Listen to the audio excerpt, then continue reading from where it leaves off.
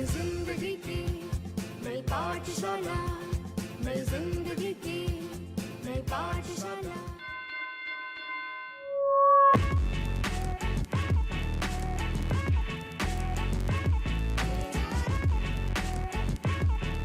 बच्चों अब हम 3/3 ऑर्डर के डिटर्मिनेंट का वैल्यू निकालना सीखेंगे। जैसे कि इसमें मैंने लिखा है, अगर एक डिटर्मिनेंट दिया हुआ है उसके कुछ एलिमेंट्स हैं, ठीक है, तो वैल्यू ऑफ डिटर्मिनेंट क्या हो जाएगा, अगर हम इसमें कोई भी फर्स्ट रो सेकंड रो किसी भी रो को हम लेके एक्सपेंड कर सकते हैं। जैसे इसमें मैंने फर्स्ट रो को एक्सपेंड किया है तो A11 इंटू इसका क्या होता है, element into cofactor of that element.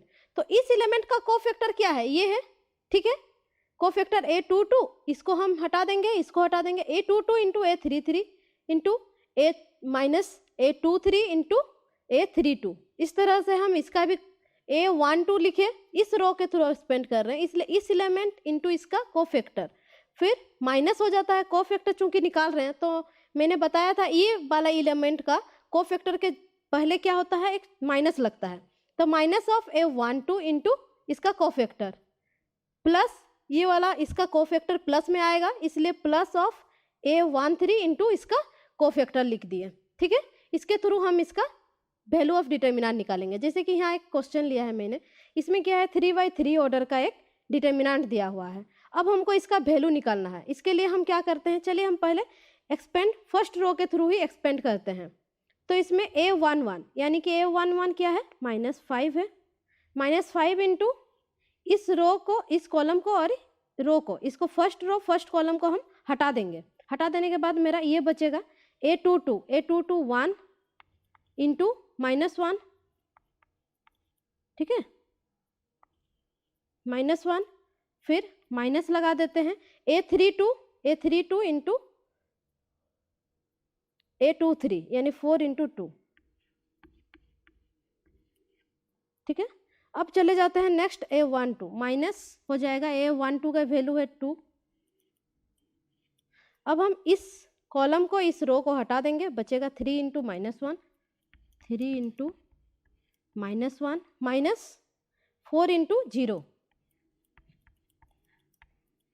ठीक है।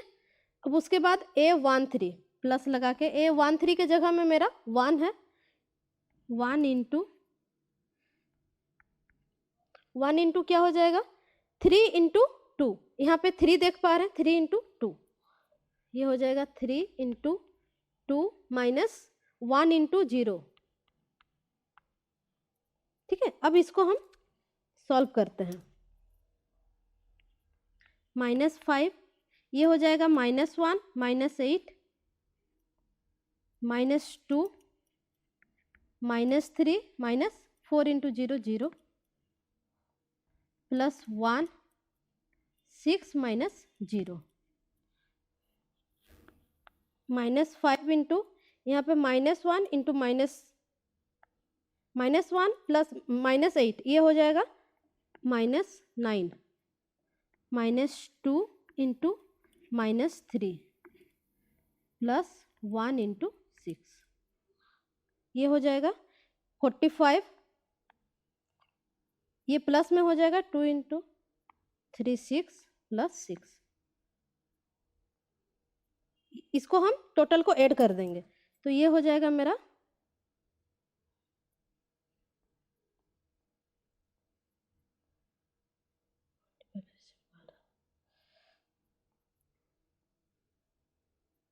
ठीक है, इसका आंसर हो जाएगा 57। तीनों को जोड़ देंगे तो इस तरह से हम क्या करते हैं 3/3 ऑर्डर का मैट्रिक्स कोई भी डिटर्मिनेंट का हम वैल्यू निकाल सकते हैं। ठीक है बच्चों, अब हम क्या करते हैं कि जैसा आप लोगों का 1 नंबर का क्वेश्चन उसमें से सॉल्व हो गया, अब नेक्स्ट है 4 नंबर का क्वेश्चन इसमें से रहता है। उसमें आपको क्या रहेगा, जैसे मैंने अभी एक क्वेश्चन बनाया था उसका वैल्यू निकालने के लिए हम कांस्टेंट मान सब लिए थे, लेकिन अब मान लीजिए आपको कोई वेरिएबल मान रहेगा, ठीक है, जैसे कि एक्स में रहेगा कि आपको एक्स रहेगा, वाई रहेगा, किस इस तरह का अगर मान दिया गया है यानी एलिमेंट रहेंगे और उसका वैल्यू निकालना होगा, तो उसके लिए आपको क्या करना है, प्रॉपर्टीज, पहले डिटर्मिनेंट्स के प्रॉपर्टीज को जानना जरूरी है। ठीक है, तो इसमें कुछ 6 प्रॉपर्टीज मैंने मेन प्रॉपर्टीज को लिखा है। जैसे पहला प्रॉपर्टीज है, if a row or a column of a determinant consist of all zeros then the value of a determinant in zero. यानी अगर हमको कोई एक डिटर्मिनेंट दिया हुआ है, ठीक है, मान लेते हैं ये एक डिटर्मिनेंट है जिसमें A B C D E F ऐसा कुछ है, और ये जो लास्ट जो रो है इसमें मेरे सारे टोटल जीरो हैं, ठीक है। इसमें बोल रहा है कि अगर कोई भी ऐसा रो, जैसे इसमें मैंने रो को लिया है, चाहे आप कॉलम भी ले सकते हैं, जैसे ये थर्ड कॉलम या फिर सेकंड कॉलम, कोई भी, अगर उस कॉलम में या फिर कोई सेम रो में अगर सारे एलिमेंट जीरो रहते हैं, ठीक है, अगर टोटल एलिमेंट इसके जीरोज हैं तो इसका वैल्यू, इसका जो वैल्यू ऑफ डिटर्मिनेंट होगा वो भी जीरो होगा, ठीक है। इसमें रो रहे चाहे कॉलम रहे, याद रखिएगा, अगर इस तरह का रहे तो उसका वैल्यू जीरो होता है। अब हम प्रॉपर्टीज नंबर 2 में जाते हैं। इसमें क्या है, the value of a determinant remains unchanged if its rows and column are interchange. यानी इसमें क्या है, अगर हम कोई एक डिटर्मिनेंट लेते हैं और उसके कॉलम को रो में और रो को कॉलम में इंटरचेंज कर देते हैं, ठीक है, यानी कि हम इसके सारे, ये जो रो है इसको हम कॉलम में लिख देंगे ए बी सी, इसको ये चला जाएगा फिर से कॉलम में डी ई एफ, और ये फिर से third column ji H I. अगर हम इस तरह से इसको इंटरचेंज कर देते हैं, यानी इसके सारे रोज कॉलम में और कॉलम चले गए रोज में, अगर इस तरह से इसको इंटरचेंज करते हैं तो इसका जो वैल्यू होगा दोनों आपस में इक्वल होंगे, इसका वैल्यू में कोई भी चेंजिंग नहीं आएगी, ठीक है। अब हम थर्ड प्रॉपर्टीज में चलते हैं। If A is a square matrix then transpose of A equals to the value of determinant A. यानी ये भी यही कहलाता है, यानी देखिए ट्रांसपोज में होता क्या है, ए बी सी, यानी इसके जो रो होते हैं उसको हम कॉलम में लिख देते हैं और कॉलम को हम रो में लिख देते हैं। यानी यही एग्जाम्पल को ही यहाँ पे फिर से डिफाइन किया गया है कि अगर हम किसी भी डिटर्मिनेंट के एलिमेंट का ट्रांसपोज हम निकाल देते हैं, इसका ट्रांसपोज लिखते हैं, तो भी इसके वैल्यू में कोई चेंजिंग नहीं आएगी, दोनों आपस में इक्वल होंगे।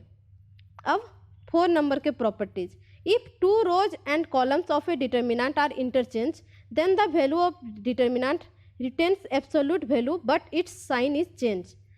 यदि एक डिटर्मिनेंट हम लेते हैं, मान लीजिए यही डिटर्मिनेंट को हम ले रहे हैं, ठीक है, इस डिटर्मिनेंट का अगर हम कोई भी 2 रो कॉलम को आपस में इंटरचेंज कर देते हैं, जैसे कि ए बी सी, नहीं सॉरी,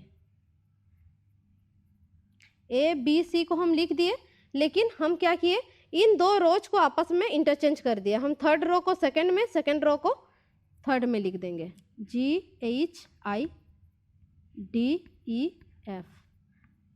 जैसे इसमें मैंने रो को इंटरचेंज किया है, आप चाहे तो कॉलम को भी इंटरचेंज कर सकते हैं। अगर 2 रो या 2 कॉलम आपस में इंटरचेंज किए जाते हैं तो इसका जो वैल्यू होगा, वैल्यू इसी के बराबर रहेगा, लेकिन बस इसका जो वैल्यू आएगा ये एक माइनस ऑफ इसका जो वैल्यू आएगा इसके बराबर होगा, ठीक है। वैल्यू सेम रहता है लेकिन एक माइनस साइन आगे में लग जाता है।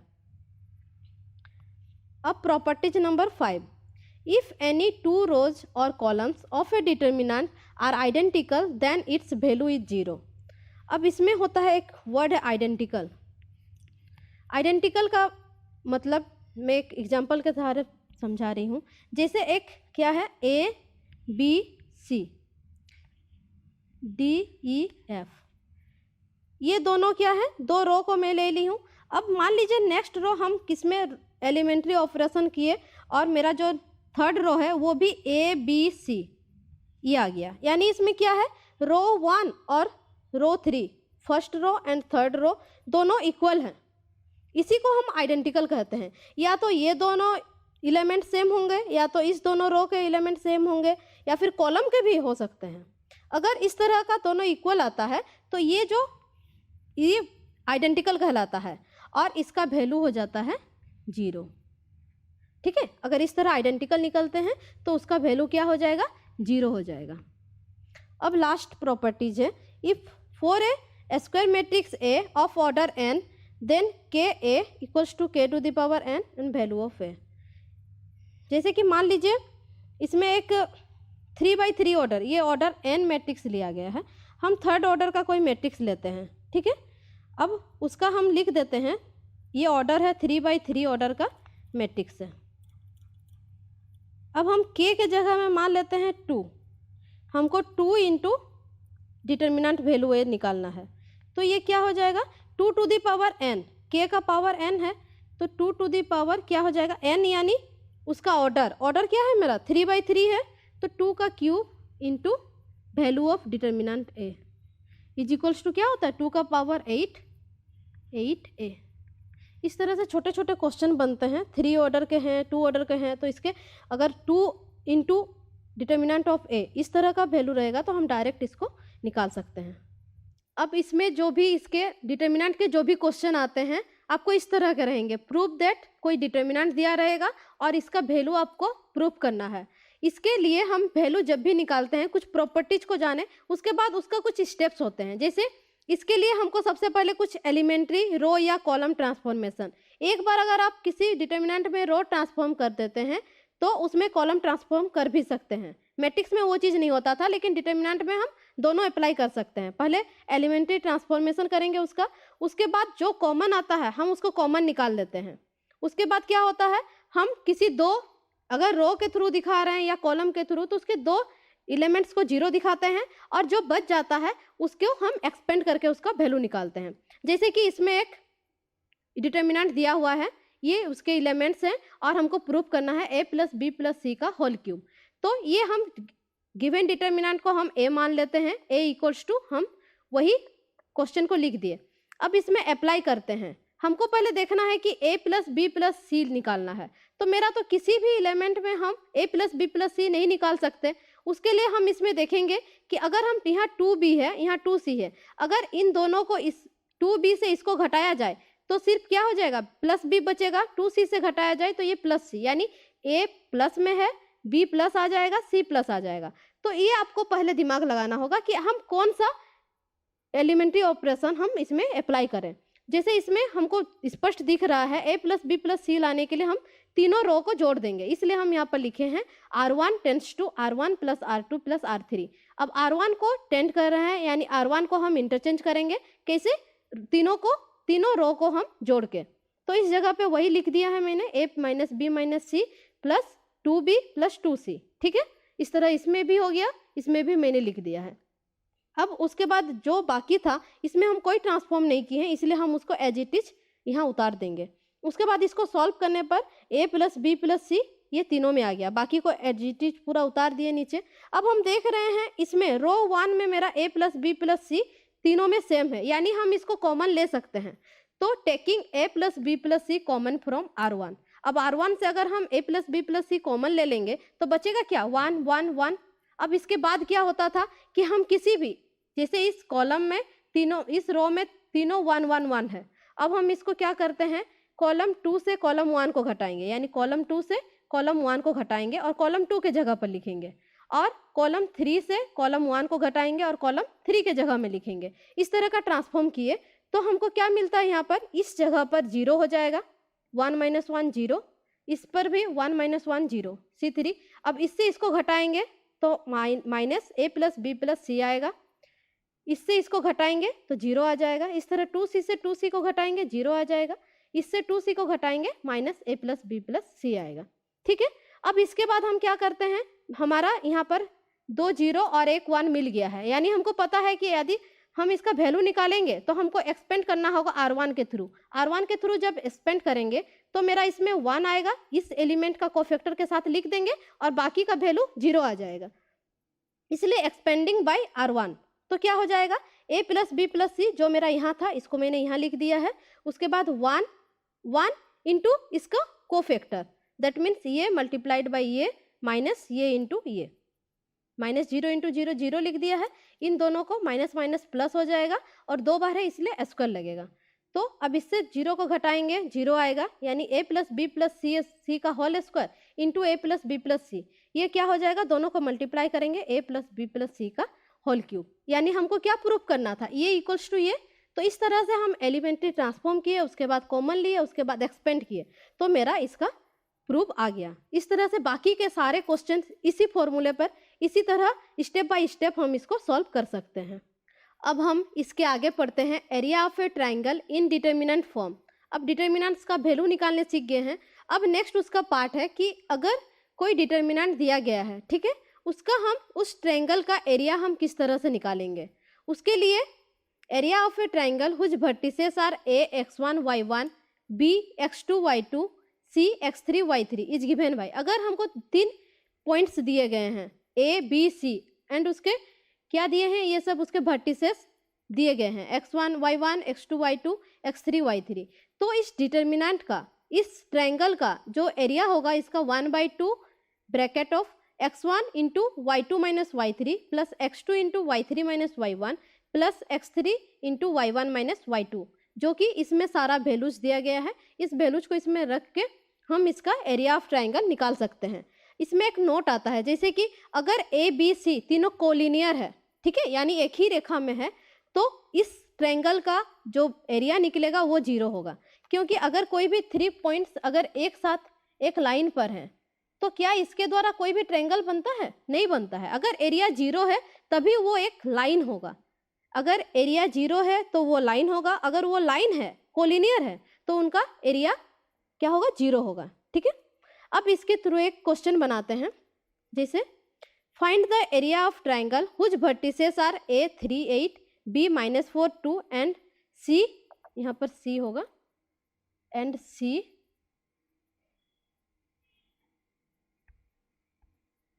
5 -1, ठीक है। हमको 3 पॉइंट्स दिए गए हैं बच्चों, इसमें हमको क्या करना है, एरिया ऑफ ट्रायंगल निकालना है, जिसमें इसमें हम देख रहे हैं इसमें 3 पॉइंट्स के अगर दिए हुए हैं तो उसका एरिया ऑफ ट्रायंगल इस फॉर्मूले से निकाल सकते हैं। तो इस क्वेश्चन में हम देखते हैं तो हमको x1 क्या मिलता है 3, x2 मिलता है -4 एंड x3 मिलता है 5। इसी तरह से y1 8 हो जाएगा, y2 हो जाएगा 2 एंड y3 हो जाएगा -1। अब एरिया ऑफ ट्रायंगल का हम जानते हैं इसका फॉर्मूला, इस फॉर्मूले पे हम सारे वैल्यूज को पुट करेंगे। 1/2 ये हो जाएगा x1 into y2 minus y3, ठीक है। इस तरह से x2 into y3 minus y1 और x3 into y1 minus y2, सारे वैल्यूज को हम एजिटिज यहाँ रख दिए। उसके बाद 1/2 हम इसको सॉल्व करते हैं, 2 माइनस माइनस यहाँ +1 हो जाएगा, 4 इंटू -4 को हम प्लस से मल्टीप्लाई कर दिया, -4 हो गया, -1 इंटू -1 -8 प्लस 5 इंटू 8 - 2 इज 6। अब इसको 1/2 को हम इसी तरह से लिख दिए हैं। अब यहाँ क्या है 3 into 3 -4 into -8 -1 that is -9 plus 5 into 6, इसको हम मल्टीप्लाई करते हैं, 3 इंटू 3 9 4 9, ये हो जाएगा minus minus plus 36 and 5 into 6 is 30। अब इसको ऐड कर देंगे बच्चों तो क्या मिलेगा 75, 1/2 इंटू 75, इसको हम डिवाइड करेंगे 37.5 स्क्वायर यूनिट्स। इसका यूनिट्स लिखना बहुत जरूरी है। जब एरिया ऑफ ट्रायंगल निकालते हैं तो हमेशा एरिया क्या होता है स्क्वायर यूनिट्स में होगा, यानी वो स्क्वायर में होगा, ठीक है, जो भी वैल्यू आएगा उसका स्क्वायर में हमको लिखते हैं एरिया ऑफ ट्रायंगल। तो इस तरह से हमको कोई भी 3 पॉइंट्स अगर दिए गए हों तो हम इसका एरिया ऑफ ट्रायंगल निकाल सकते हैं। अगर यही एरिया ऑफ ट्रायंगल अगर 0 आ जाता दैट मीन्स ये ट्रायंगल है ही नहीं, वो क्या है एज लाइन है, ठीक है। तो आज डिटर्मिनेंट्स में हम प्रॉपर्टीज पढ़े, उसका वैल्यू निकालना सीखे, माइनर, फैक्टर और उसके बाद एरिया ऑफ ट्रायंगल, ठीक है। इसमें से आपका 4 नंबर का क्वेश्चन कवर हो जा रहा है, आप इसको अच्छे से पढ़िए और मैंने जहां बताया है उसके थ्रू आप सारा क्वेश्चन कोई भी बुक का कंप्लीट कर सकते हैं। Thank you.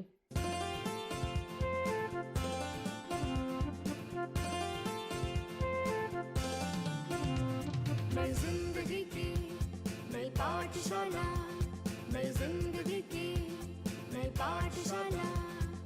जीने का तरीका सबका अब है बदलने वाला, जीने का तरीका सबका अब है बदलने वाला। नई जिंदगी की नई पाठशाला, नई जिंदगी की नई पाठशाला।